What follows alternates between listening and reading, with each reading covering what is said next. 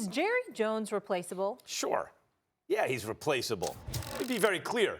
I think he's a better than average owner. If you did all 32 owners, I think he's in the top 16 somewhere. But he's not elite in terms of the product on the field. Now, is he replaceable on this show and shows like it? You know, like where you're giving sports opinions? Nah, not so much. It's hard to find a guy who's that entertaining to cover and talk about. So in this realm, he's harder to replace. But even then, you can find other big personalities, but I'll give that to him.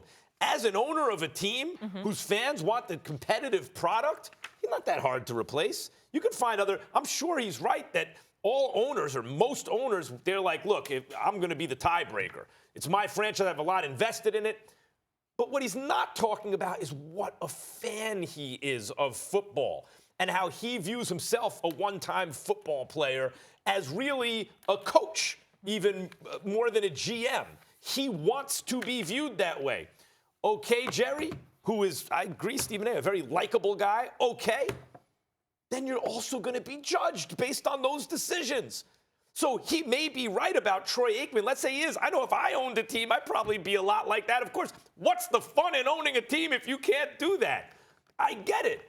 But then you're judged on what actually happens. How good an owner are you? Early on, when he ushered in the salary cap and then knew a way around it, right? Because you prorate bonuses and stuff. So sign Deion Sanders. He dominated. That was almost a quarter century ago. And he barely has playoff wins since then. So his point is correct, Stephen A. Now let's evaluate. Not that hard to replace. Well, I think the important point to really highlight things, this is what I would say to you. When you look at Jerry Jones, and the situation that exists in Dallas, let's give credit where credit is due by saying this. This is not the time to get on him as an owner. Not this season. I mean, you can make an argument that every season since 1995, leading up to the last couple of years or so, was on Jerry Jones. But I don't want to hear that this season. In 1989, he purchased this franchise for $140 million. They are now worth $5.5 billion. They are worth, they're number one. The second place team is 34% lower in value than what the Dallas Cowboys are worth. Let's also take into account the fact that last year in 2018 compared to now, there's a 10% increase in revenue. Right now in 2019, Jerry Jones and the Dallas Cowboys have made over $950 million. So when you look at it from that perspective, you think about the interviews, the fact that he won't shut up, and all of this other stuff. A legitimate argument could be made that Jerry Jones single-handedly has the Dallas Cowboys atop the world in terms of the interest he continuously generates in that franchise. Now, if you were putting that money in your pocket and not spending it on anybody, that would be one thing altogether. We saw that he paid Ezekiel Elliott. We're still waiting for him to pay Dak Prescott. We saw that he paid Jalen Smith and a few others, Tyron Smith and these other guys. The reality of the situation is that if you look at the Dallas Cowboys as a franchise at this particular moment in time, there is no arguing that Jerry Jones, the wannabe de facto literal GM, all rolled up into one, has done his job in terms of giving, Jason Garrett and the Dallas Cowboys the tools that they need. Now, it's his fault that Garrett is there. Gentlemen. But I got to give credit. We got a former Cowboy on the line. Marcus Spears decided he wanted to crash this party and get involved all the way from Bristol. And by the way, Marcus, I saw your Instagram post. Welcome to the East Coast. Listen, you see why we're a little tougher out here. I saw you trying to shovel in your sorry coat. Last night was a rude awakening for me, knowing that I'm culturally behind on what happens here during the months that we're in now.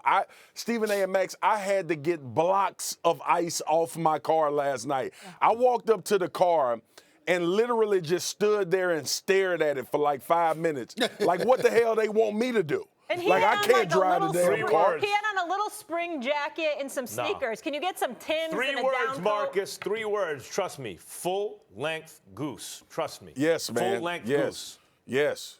But anyway, back to the measure at hand. Cowboys, I hear both of you guys talking. Jerry Jones is not replaceable as the owner of the Cowboys. Now, football decisions, we have to have an underlying fact. We have to separate what actually happens from football operation to managing and running the operation, which is the Dallas Cowboys. Two different beasts, which Stephen A. alluded to it, and Max, I totally understand what you're saying. As far as being replaceable, the trend and the way he's built this franchise, and I think he even gets more credit for not having success on the field and still keeping this team relevant. We have these, we laugh and we joke about the Dallas Cowboys being America's team. The Cowboys are America's team because of Jerry Jones. Let's not get that mistaken. Jerry Jones keeps the Cowboys at the forefront of everything. I'm saying. The franchising of the star, trademarking of the star, owning that look and all of that. Now, on the field, GM, very replaceable, very movable. But when you think about, like, I go back to what Stephen A. said, and that's why earlier when we had a conversation a few weeks ago, I said this is on Jerry Jones as far as how this team is performing because he refuses to get rid of Jason Garrett at a time when we see that the head coach on the field of play is holding the Dallas Cowboys back. Now, we didn't see it last week because they got back to their identity and running the ball, and I don't know who was responsible for that, but if I'm going to kill Jason Garrett for bad decisions, I got to give him credit for them going back to what their identity should be every Sunday as far as giving Ezekiel Elliott the ball and letting them operate from the way that they're built. But he still refused to get rid of Jason Garrett, and that's on Jerry Jones. Right. Hold on, Stephen A., I want to go at you on a bunch of stuff you just said. Sure. But look, first of all, Jason Garrett. You said don't criticize Jerry Jones this year? No, but the whole thing is the ego got in the way. He wants to have the final say. He wants to have his handpicked guy be the guy who wins, and he sacrificed this season on the altar of his own ego, and Jason Garrett represents that. This is the season to criticize him that way. Right now, 'tis the season. Thanks for watching ESPN on YouTube. For more sports highlights and analysis, be sure to download the ESPN app. And for live streaming sports and premium content, subscribe to ESPN+.